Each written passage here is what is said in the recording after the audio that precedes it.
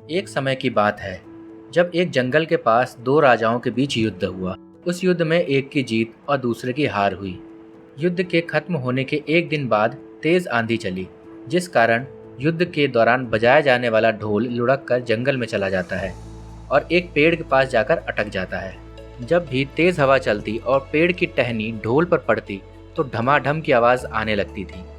उसी जंगल में एक सियार खाने की तलाश में इधर उधर भटक रहा था और अचानक उसकी नज़र गाजर खा रहे खरगोश पर पड़ती है।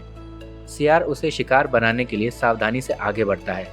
जब वो खरगोश पर झपट्टा मारता है तो खरगोश उसके मुंह में गाजर फंसाकर भाग जाता है। किसी तरह से सियार गाजर को मुंह से बाहर निकाल कर आगे बढ़ता है तो उसे ढोल की तेज आवाज़ सुनाई देती है। वह ढोल की आवाज़ सुनकर घबरा जाता है और सोचने लगता है कि उसने पहले कभी किसी जानवर की ऐसी आवाज़ तो नहीं सुनी।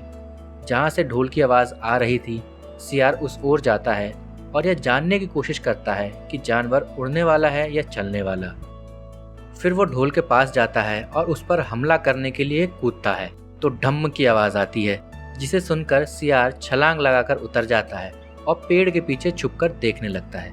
कुछ मिनट बाद किसी तरह की प्रतिक्रिया नहीं होने पर वो फिर से ढोल पर हमला करता है, लेकिन इस बार भी ढम की आवाज़ आती है और वह फिर से ढोल से डर कर भागने लगता है। लेकिन इस बार वो वहीं पर रुककर मुड़कर देखता है। ढोल में किसी भी तरह की हलचल नहीं होने पर वो समझ जाता है कि यह कोई जानवर नहीं है। फिर वह ढोल पर कूद कूद कर ढोल को बजाने लगता है। इससे ढोल हिलने लगता है और लुढ़कने भी लगता है, जिससे सियार ढोल से गिर जाता है और ढोल बीच में से फट जाता है। ढोल के फटने पर उसमें से तरह तरह के स्वादिष्ट भोजन निकलते हैं, जिसे खाकर सियार अपनी भूख को शांत कर लेता है।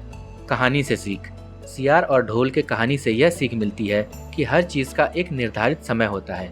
जो हमें चाहिए होता है वो हमें तय समय पर मिल ही जाता है।